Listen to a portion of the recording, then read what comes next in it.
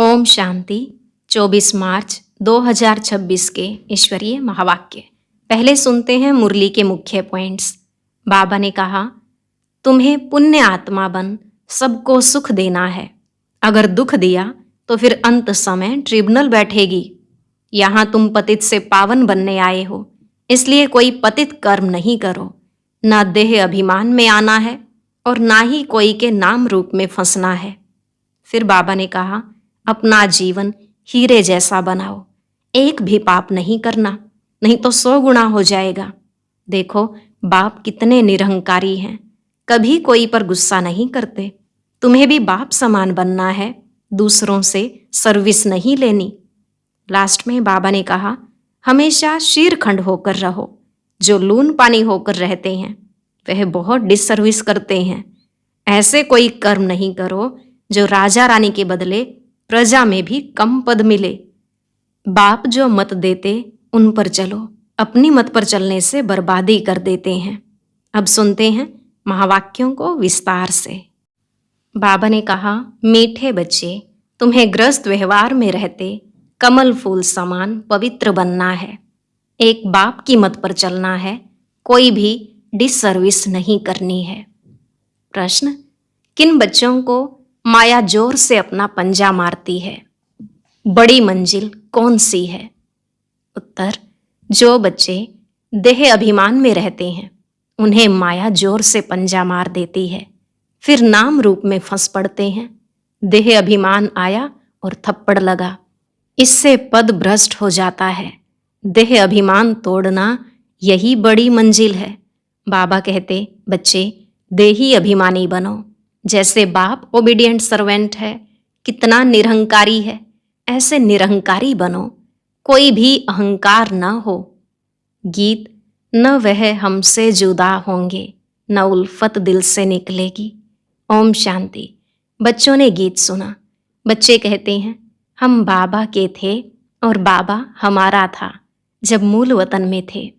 तुम बच्चों को ज्ञान तो अच्छी रीति मिला है, तुम जानते हो हमने चक्र लगाया है, अब फिर हम उनके बने हैं। वह आया है राजयोग सिखाकर स्वर्ग का मालिक बनाने। कल्प पहले मुआफिक फिर आया है। अब बाप कहते हैं, हे बच्चे, तो बच्चे होकर यहाँ मधुबन में नहीं बैठ जाना है। तुम अपने ग्रस्त व्यवहार में रहते कमल फूल समान पवित्र रहो। कमल का फूल पानी में रहता है, परंतु पानी से ऊपर रहता है, उन पर पानी लगता नहीं है। बाप कहते हैं, तुमको रहना घर में ही है, सिर्फ पवित्र बनना है।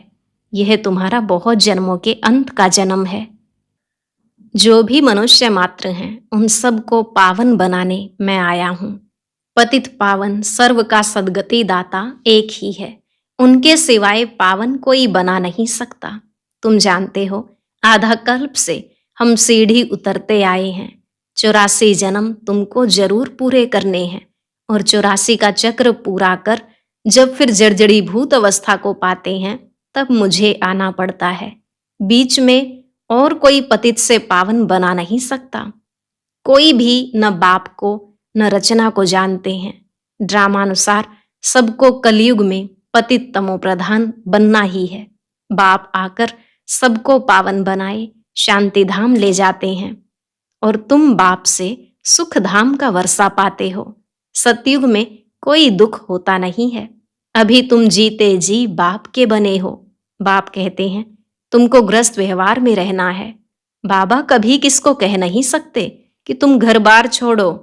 नहीं, ग्रस्त व्यवहार में रहते सिर्फ अंतिम जन्म पवित्र बनना है। बाबा ने कभी कहा है क्या कि तुम घर बार छोड़ो? नहीं, तुमने ईश्वरीय सेवा अर्थ आप ही छोड़ा है। कई बच्चे हैं घर ग्रस्त में रहते भी ईश्वरीय सर्विस करते हैं, छुड़ाया नहीं जाता है। बाबा किसको भी छुड़ाते नहीं हैं। तुम तो आप ही सर्विस पर निकले हो। बाबा ने किसको छुड़ाया नहीं है। तुम्हारे लौकिक बाप शादी के लिए कहते हैं, तुम नहीं करते हो क्योंकि तुम जानते हो कि अब मृत्यु लोक का अंत है, शादी बर्बादी ही होगी। फिर हम पावन कैसे बनेंगे? हम क्यों ना भारत को स्वर्ग बनाने की सेवा में लग जाएं? बच्चे चाहते हैं कि राम राज्य हो, पुकारते हैं ना, हे पतित पावन सीताराम, हे राम आकर भारत को स्वर्ग बनाओ। कहते भी हैं परंतु समझते कुछ नहीं है। सन्यासी लोग कहते हैं इस समय का सुख कागविष्टा के समान है। बरोबर है भी ऐसे। यहाँ सुख तो है ही नहीं। कहते रहते हैं परंतु किसकी बुद्धि में नहीं है। बाप कोई दुख के लिए यह सृष्टि थोड़े ही रचते हैं। बाप कहते हैं क्या तुम भूल गए हो, स्वर्ग में दुख का नाम निशान नहीं रहता है। वहां कंस आदि कहां से आए। अब बेहद का बाप जो सुनाते हैं उनकी मत पर चलना है। अपनी मनमत पर चलने से बर्बादी कर देते हैं। आश्चर्यवत सुनंती कथंती भागंती या ट्रेटर बनंती, कितनी जाकर डिससर्विस करते हैं। उनका फिर क्या होगा। हीरे जैसा जीवन बनाने बदले कोड़ी मिसल बना देते हैं। पिछाड़ी में तुमको सब अपना साक्षात्कार होगा। ऐसे चलन के कारण यह पद पाया। यहां तो तुमको कोई भी पाप नहीं करना है, क्योंकि तुम पुण्य आत्मा बनते हो। पाप का फिर 100 गुना दंड हो जाएगा। भल स्वर्ग में तो आएंगे, परंतु बिल्कुल ही कम पद। यहां तुम राजयोग सीखने आए हो, फिर प्रजा बन जाते हैं। मर्तबे में तो बहुत फर्क है ना। यह भी समझाया है। यज्ञ में कुछ देते हैं, फिर वापिस ले जाते हैं, तो चंडाल का जन्म मिलता है। कई बच्चे फिर चलन भी ऐसी चलते हैं, जो कम पद हो जाता है। बाबा समझाते हैं ऐसे कर्म नहीं करो जो राजा रानी के बदले प्रजा में भी कम पद मिले। यज्ञ में स्वाहा होकर भागंती होते तो क्या जाकर बनेंगे। यह भी बाप समझाते हैं बच्चे कोई भी विकर्म नहीं करो, नहीं तो 100 गुना सजाएं मिलेंगी।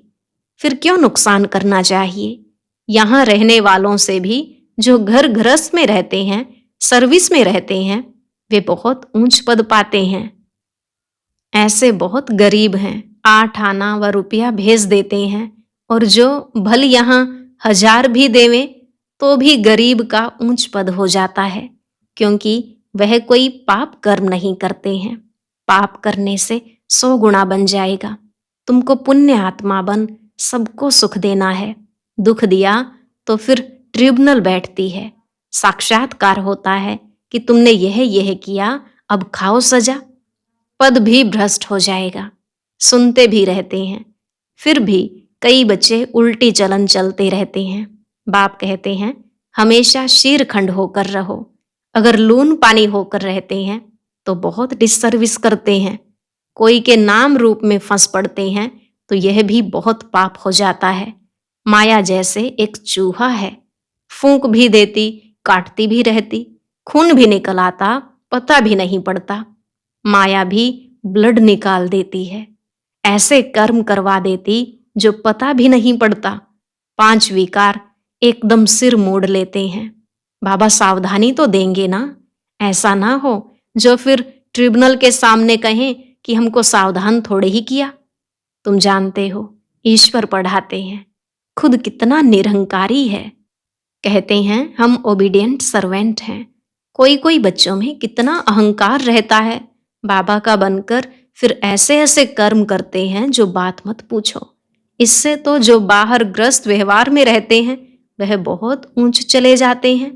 देह अभिमान आते ही माया जोर से पंजा मार देती है। देह अभिमान तोड़ना बड़ी मंजिल है। देह अभिमान आया और थप्पड़ लगा, तो देह अभिमान में आना ही क्यों चाहिए जो पद भ्रष्ट हो जाए। ऐसा ना हो वहां जाकर झाड़ू लगाना पड़े। अब अगर बाबा से कोई पूछे तो बाबा बता सकते हैं, खुद भी समझ सकते हैं कि मैं कितनी सेवा करता हूँ, हमने कितनों को सुख दिया है। बाबा मम्मा सबको सुख देते हैं, कितना खुश होते हैं। बाबा बॉम्बे में कितनी ज्ञान की डांस करते थे, चात्रक बहुत थे ना। बाप कहते हैं बहुत चात्रक के सामने ज्ञान की डांस करता हूँ तो अच्छी अच्छी पॉइंट्स निकलती हैं, चात्रक खींचते हैं। तुमको भी ऐसा बनना है, तब तो फॉलो करेंगे। श्रीमत पर चलना है, अपनी मत पर चलकर बदनामी कर देते हैं तो बहुत नुकसान हो पड़ता है। अभी बाप तुमको समझदार बनाते हैं। भारत स्वर्ग था ना, अब ऐसा कोई थोड़ी ही समझता है। भारत जैसा पावन कोई देश नहीं। कहते हैं लेकिन समझते नहीं हैं कि हम भारतवासी स्वर्गवासी थे, वहां अथाह सुख था। गुरु नानक ने भगवान की महिमा गाई है कि वह आकर मूत पलीती कपड़े धोते हैं, जिसकी ही महिमा है एक ओंकार। शिवलिंग के बदले अकाल तख्त नाम रख दिया है। अब बाप तुमको सारी सृष्टि का राज समझाते हैं। बच्चे, एक भी पाप नहीं करना, नहीं तो 100 गुना हो जाएगा। मेरी निंदा करवाई तो पद भ्रष्ट हो जाएगा। बहुत संभाल करनी है। अपना जीवन हीरे जैसा बनाओ, नहीं तो बहुत पछताएंगे। जो कुछ उल्टा किया है वह अंदर में खाता रहेगा। क्या कल्प कल्प हम ऐसे करेंगे जिससे नीच पद पाएंगे? बाप कहते हैं, माता पिता को फॉलो करना चाहते हो तो सच्चाई से सर्विस करो। माया तो कहां ना कहां से घुसकर आएगी। सेंटर्स की हेड्स को बिल्कुल निरहंकारी होकर रहना है। बाप देखो कितना निरहंकारी है। कई बच्चे दूसरों से सर्विस लेते हैं। बाप कितना निरहंकारी है, कभी किसी पर गुस्सा नहीं करते।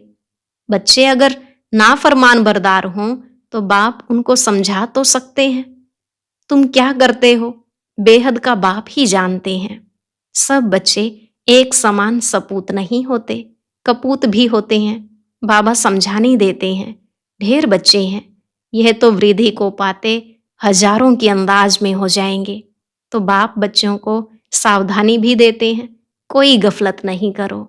यहाँ पतित से पावन बनने आए हो तो कोई भी पतित काम नहीं करो। न नाम रूप में फंसना है, न देह अभिमान में आना है। देही अभिमानी हो, बाप को याद करते रहो, श्रीमत पर चलते रहो। माया बड़ी प्रबल है, बाबा सब कुछ समझा देते हैं।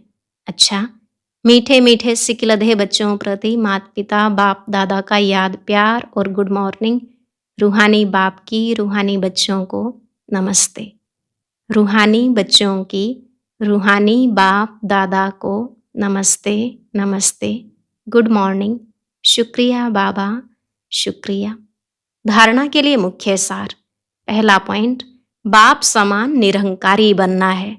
किसी से सेवा नहीं लेनी है, किसी को दुख नहीं देना है। ऐसा कोई पाप कर्म ना हो जिसकी सजा खानी पड़े। आपस में शीरखंड होकर रहना है। दूसरा, एक बाप की श्रीमत पर चलना है, अपनी मत पर नहीं। वरदान, सेकंड में देह रूपी चोले से न्यारा बन कर्म भोग पर विजय प्राप्त करने वाले सर्वशक्ति संपन्न भव। सेकंड में देह रूपी चोले से न्यारा बन कर्म भोग पर विजय प्राप्त करने वाले सर्वशक्ति संपन्न भव। बाबा ने कहा, जब कर्म भोग का जोर होता है, कर्मेंद्रियां कर्म भोग के वश अपनी तरफ आकर्षित करती हैं। अर्थात जिस समय बहुत दर्द हो रहा हो, ऐसे समय पर कर्म भोग को कर्म योग में परिवर्तन करने वाले साक्षी हो, कर्मेंद्रियों से भोगवाने वाले ही सर्वशक्ति संपन्न अष्टरत्न विजयी कहलाते हैं। इसके लिए बहुत समय का देह रूपी चोले से न्यारा बनने का अभ्यास हो। यह वस्त्र दुनिया की व माया की आकर्षण में टाइट अर्थात खींचा हुआ न हो, तब सहज उतरेगा। स्लोगन, सर्व का मान प्राप्त करने के लिए निर्माण चित्त बनो। निर्माणता महानता की निशानी है। सर्व का मान प्राप्त करने के लिए निर्माण चित्त बनो। निर्माणता महानता की निशानी है। मातेश्वरी जी के अनमोल महावाक्य, जिनका सार है, ईश्वर सर्वव्यापी नहीं है, उसका प्रमाण क्या है?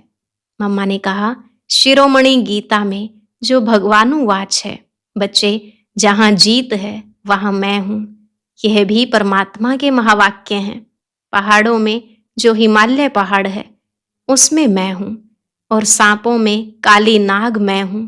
इसलिए पर्वत में ऊंचा पर्वत कैलाश पर्वत दिखाते हैं और सांपों में काली नाग।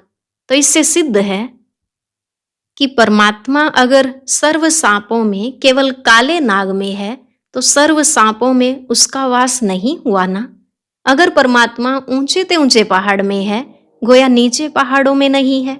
और फिर कहते हैं, जहां जीत वहां मेरा जन्म, गोया हार में नहीं हूं। अब यह बातें सिद्ध करती हैं कि परमात्मा सर्वव्यापी नहीं है। एक तरफ ऐसे भी कहते हैं और दूसरे तरफ ऐसे भी कहते हैं कि परमात्मा अनेक रूप में आते हैं, जैसे परमात्मा को 24 अवतारों में दिखाया है। कहते हैं कछ मछ आदि सब रूप परमात्मा के हैं। अब यह है उन्हों का मिथ्य ज्ञान। ऐसे ही परमात्मा को सर्वत्र समझ बैठे हैं, जबकि इस समय कलयुग में सर्वत्र माया ही व्यापक है। तो फिर परमात्मा व्यापक कैसे ठहरा? गीता में भी कहते हैं कि मैं फिर माया में व्यापक नहीं हूं। इससे सिद्ध है कि परमात्मा सर्वत्र नहीं है। दूसरी बात, निराकारी दुनिया, आत्मा और परमात्मा के रहने का स्थान। मम्मा ने कहा, अब यह तो हम जानते हैं कि जब हम निराकारी दुनिया कहते हैं तो निराकार का अर्थ यह नहीं कि उनका कोई आकार नहीं है। जैसे हम निराकारी दुनिया कहते हैं तो इसका मतलब है जरूर कोई दुनिया है, परंतु उसका स्थूल सृष्टि मुआफिक आकार नहीं है। ऐसे परमात्मा निराकार है, लेकिन उनका अपना सूक्ष्म रूप अवश्य है। तो हम आत्मा और परमात्मा का धाम निराकारी दुनिया है। तो जब हम दुनिया अक्षर कहते हैं तो इससे सिद्ध है वो दुनिया है और वहां रहते हैं, तभी तो दुनिया नाम पड़ा। अब दुनियावी लोग तो समझते हैं परमात्मा का रूप भी अखंड ज्योति तत्व है। वो हुआ परमात्मा के रहने का ठिकाना, जिसको रिटायर्ड होम कहते हैं। तो हम परमात्मा के घर को परमात्मा नहीं कह सकते हैं। अब दूसरी है आकारी दुनिया, जहां ब्रह्मा विष्णु शंकर देवताएं आकारी रूप में रहते हैं। और यह है साकारी दुनिया, जिनके दो भाग हैं। एक है निर्विकारी स्वर्ग की दुनिया, जहां आधा कल्प सर्वदा सुख है, पवित्रता और शांति है। दूसरी है विकारी कलयुगी दुख और अशांति की दुनिया। अब वो दो दुनियाएं क्यों कहते हैं? क्योंकि यह जो मनुष्य कहते हैं स्वर्ग और नर्क, दोनों परमात्मा की रची हुई दुनिया है। इस पर परमात्मा के महावाक्य हैं, बच्चे, मैंने कोई दुख की दुनिया नहीं रची। जो मैंने दुनिया रची है वो सुख की रची है। अब यह जो दुख और अशांति की दुनिया है, वो मनुष्य आत्माएं अपने आप को और मुझ परमात्मा को भूलने के कारण यह हिसाब किताब भोग रहे हैं। बाकी ऐसे नहीं। जिस समय सुख और पुण्य की दुनिया है वहां कोई सृष्टि नहीं चलती। हाँ, अवश्य जब हम कहते हैं कि वहां देवताओं का निवास स्थान है तो वहां सब प्रवृत्ति चलती थी, परंतु इतना जरूर था वहां विकारी पैदाइश नहीं थी, जिस कारण इतना कर्म बंधन नहीं था। उस दुनिया को कर्म बंधन रहित स्वर्ग की दुनिया कहते हैं। तो एक है निराकारी दुनिया, दूसरी है आकारी दुनिया, तीसरी है साकारी दुनिया। अच्छा, ओम शांति। अव्यक्त इशारे निश्चय के फाउंडेशन को मजबूत कर सदा निर्भय और निश्चिंत रहो।